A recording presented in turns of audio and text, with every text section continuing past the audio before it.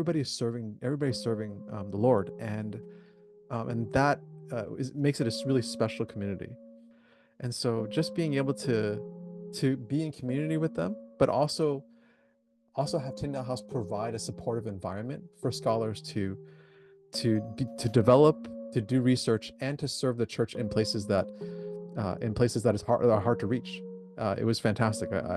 There's no place like it. Welcome to Conversations with Tyndale House Scholars in America.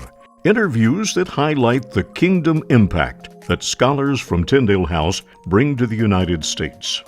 Is Jesus your friend? According to our culture's definition of friendship, the answer might surprise you.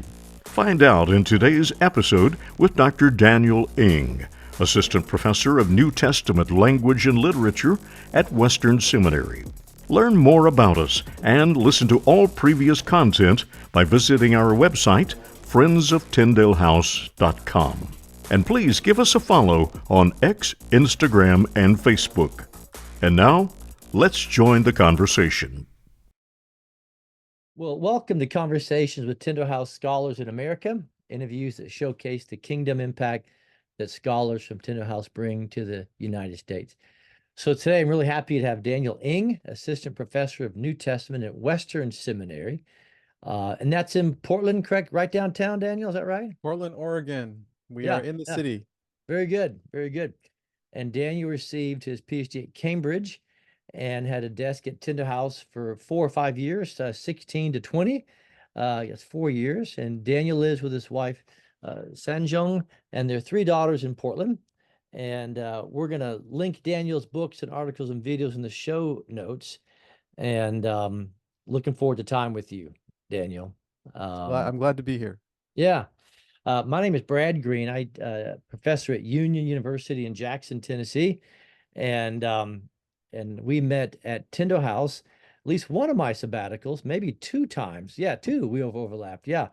And I presently serve on the board of American Friends of Tyndale House. And so, Daniel, we met, as I remember correctly, I have a memory in the summer of 16 at one of the Friday night cookouts. Did you land in Cambridge in the summer of 16? We did, and in August 2016, yeah. Okay, that's great. That's great. Well, you've been busy. You since we first met, you finished your PhD at Cambridge, and you've moved to the West Coast of the U.S. I thought we'd talk about a few of your projects and what you're doing in ministry. Sure. And then kind of maybe some reflections on your time at Tyndale House. You've written an article entitled, "Is Jesus Really My Friend?" Can you help us understand what you're doing in that piece? Yeah, so the article, actually, the blog post on the Logos website is called "Is Jesus Really My Friend?" It's based on a journal article that I published, where I was talking about how the idea of friend and Jesus. And so one of the things that I've realized is that a lot of times in the American church, we talk about Jesus and friendship, and we say, oh, Jesus wants to be your friend, or Jesus is my best friend, or Jesus is my homeboy, and so on. And as you were saying, some of like when we talk about that's appropriate. We say, we have some intimacy with Jesus. He loves us and cares about us. But at the same time, I think a lot of times we are importing our understanding of friendship into that, our modern Western understanding of friendship. And the reason why I did this research was because I was doing research for some other project, and I came across some sources that talked about Greco-Roman culture, and they were talking about patronage, the idea of patronage. Now, I'll explain what that is in a bit. But what they were saying was that patrons would often call their clients amicus. In Latin, that's friend. That we retranslate that as friend. In Greek, it's philos. And the idea was that a patron would often would be somebody who is in a high social class, someone who has access to goods and services, that someone in a lower class wouldn't. And sometimes a person in a lower class would, in order to get something done or to receive something, they would actually have to go to somebody in a higher class. And so if the person in the higher class grants the requests, then they enter into what we call a patron-client relationship. And so the patron would do something for the client, and the client will be called upon to reciprocate later, and so on. So there's this kind of reciprocity involved. And so I came across this, and it said that patrons wouldn't want to call their clients, and they would call them amicus or philos. Mm-hmm. And so there's a couple of things. One is there's a couple of things involved. Like I said, reciprocity, where they need to respond when the patron says, "Hey, I need something from you now." Yeah. And the other thing is there's this decidedly asymmetrical relationship where where the patron is superior to the client. So the modern way we talk about friends is, we're equals, we're buddies, right? Yeah. Yeah. But Jesus is our king. And we He's obey the him. king. Yep. Yep. Yeah. Right. So Jesus says, "You are my friends if you do what I command." I don't know about you, Brad, but that's not what I say to my homeboys, right? And so Okay. Jesus says, "Hey, there's this relationship here where you obey me." Yeah. Yeah. This makes the most sense of greater love has no one than this, that he laid down his life for his friends. Okay. I love it. I love it. That patron lays down his life for the clients. That's not something that a patron would do. And so Jesus is doing something that would be unthinkable, to die for his subordinates. You've also you've edited and contributed to a new Greek New Testament Reader's Edition. This is the Tyndale House version Yeah. you're working with. So isn't there just kind of one Greek New Testament? What's all this about the Tyndale Greek New Testament? And can you kind of give us the 60-second, okay, what are you holding in your hand and why does it matter? So this is what we did was I wanted to put together something that would serve somebody who is finished learning the Greek grammar and Okay. is reading through the Greek New Testament. And what I was doing as a second year student, and even as in my PhD, was I was printing out from my Bible software the Greek text and making it, giving it space so that I can write in my interlinear notes and stuff like that. And I said, why don't they publish this? So I went to Dirk Jonken, who's at Tyndale House and has worked on the Tyndale House New Testament, and I said, could they make something like that? But we could add some value by having scholars write an introduction, like kind of like a study Bible introduction Yes. to the Yes. Greek text of each New Testament book. I like And it. so it's a guided Greek reader. And so it's the reader's edition, which means there's rare vocabulary at the bottom, Nice. but also the introduction to each biblical book has an essay about, okay, these are some vocabulary words you could learn if you want to master this book of the Bible. But then it's also this is when Peter uses these constructions, look for this, or look for when Matthew uses alliterations, or when Paul uses participles, and so on. And so think about wise guides who are saying, hey, there are things that you could look for as you're studying this particular book of the Bible. And so we put together a team of 20 scholars who love the church and hold to the authority of Scripture. That's great. And put together this volume. I'm really glad. Crossway did a great job. It's beautiful. Yeah, they're doing great. I love the Crossway Tyndale Greek New Testament relationship. It's been so fruitful. Now, is that currently, if I go to Amazon, can I find it now and buy it and go for it? Yeah. Yes, it is. I will warn everybody, but it's a little heavy. Okay. But I kept insisting, hey, can we make it one volume? So you can bring it to a coffee shop. Yeah. And you would need, all you need is this. You don't need your Greek New Testament, a lexicon, and a journal. You just have all three in one volume. Right there. And all your notes can be carried with you everywhere. And so this would be a great tool, not just for the specialists, but let's say you go to seminary or Bible college and you've got 1 year of Greek and you want to start reading the Greek New Testament. That would be a great tool, it sounds like.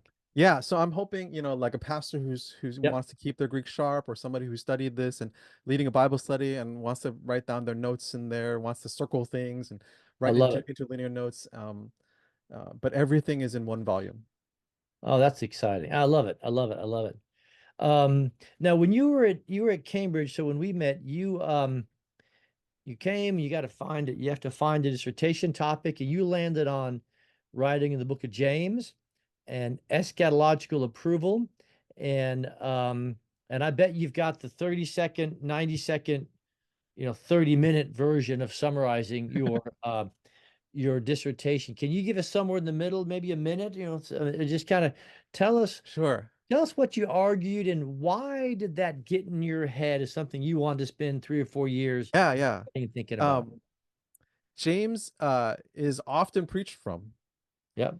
but what I found out was that James is relatively under-researched as a New Testament document Hmm. Hmm. compared to like Paul and the Gospels, right? And so I wanted to, when you do a PhD, you have to do something that hasn't been done. So I need Yep. to find some place where I can make a contribution. And so I've always been interested in James, so I started researching. And one of the things that scholars kept saying is that there's no like overarching theme in James. Like there's a few Hmm. themes that people have studied, um, but I set out to say, hey, is there a big picture theme? What is James concerned about that runs through all the document? And so what I make the case is um, that James is talking about when you get to the end, when you get to judgment, and God says, "Well done, you're approved. You Yep. get the crown of life." Yep. And so I make the case that James 1:12 is the thesis statement of the epistle. It's uh, so the people who persevere will Yep. receive the crown of life Yep. that God promised to those who love Him. And so it's it I make that case that it runs through the whole document. Okay. Okay. Now I want to linger on this forever, but we won't. Have you found that your thesis has been generally folks have read it and maybe senior scholars have read it and said, yeah, I think Ing's onto something here. Or I know it takes a while for these things get out there, right? But you finish in 20, so 4 years later, do you feel, Yeah. yeah, I argued what I ought to have argued. Everybody who's read through it has said, "Hey, I think this is persuasive. I think you've Great. done the good job of finding an overarching theme." And my work on the structure of James is helped us be able to see kind of the big units about how that moves through and how that argument is put through the entire letter. Yeah, I So love it. I love it. Well, next time we're sitting at tea at Cambridge, I want to talk more about this because yeah, I love it. So uh, yeah, okay, this there it is is. yeah, this is Sheffield Phoenix Press. Congratulations. That's Yeah. great. That's great. So That's great. Um, well, let's end by just spending a minute to talk about your time at Tyndale House. So 2016 to 2020. Um, and we want to, part of the goal for these podcasts is to connect your time at Tyndale House with your ongoing service to the sure. kingdom. I think we both had very positive experiences at Tyndale House. How did speaking of tea times and the community, how did tea times, the community and the fellowship there help you? Because a PhD at Cambridge is not an easy thing. How did the community and the fellowship at Tyndale House help you navigate that interesting, challenging experience? Well, I'll say several things. One is that it kept me grounded. Mm-hmm. It kept me grounded as somebody who is serving the church, because there's so much in terms of the scholarly community Mm-hmm. that have tried to separate out the faith from the study. Mm-hmm. And to be honest, to be at Cambridge and to be around people who are very successful and have great ambitions and so on, um, it was very tempting to have worldly ambitions. Mm-hmm. Mm-hmm. But the community at Tyndale House really kept me grounded and saying, "Hey, um, I'm here to serve the church. I'm here to serve the kingdom." That's great. Um, and there were times when I was trying to struggle through something and people helped me out. Like we were talking about the common room and the tea Yeah. time, and how people were like, "Hey, Daniel, I know you're working on James. I came across this article," and I'm like, "Hey, thanks, that's really helpful," and so on. But there were times when, I needed the encouragement too, because there's good days and bad days, Yeah. and sometimes I'm having a bad day, and people, put their arm around my shoulder and just say, "Hey, Daniel, hang in there. I know what it's like. You're doing God's work. Persevere." I've had people pull me aside and pray with me during tea time, because they Yeah. could tell that it was just a bad day for me. Yeah. And that kept me going. That kept me encouraged. That's great. So I'm grateful. I love it. In my own experience as a PhD student, I had virtually none of that. Yeah, and Oh, I look back now, and as my children think about further education, it is an ideal place, I think, to you're in a world-class university, and there's fellow evangelical to encourage and challenge, and to help you during some tough spots. Well, what of all that you experienced in Cambridge at Tin House, is there something you're most grateful for, or you might leave our audience with? yeah. Tyndale House is a place, I think, I would say the community, it can't be matched anywhere. Hmm. You Hmm. know, I, surrounded by all these people who are top scholars. And Hmm. as a graduate student, we were the minority. Right. They were, and so they're most of them are these are established scholars, and they're from all over the world. Right. And they come to Tyndale House, and they are doing research, and but here's the thing: everybody loves the church. Everybody's serving the Lord, and that makes it a really special community. Here, And here. so, and there are some people who are really trying to further the church in the places that they're at, in some of the places where there's unreached people groups and so on.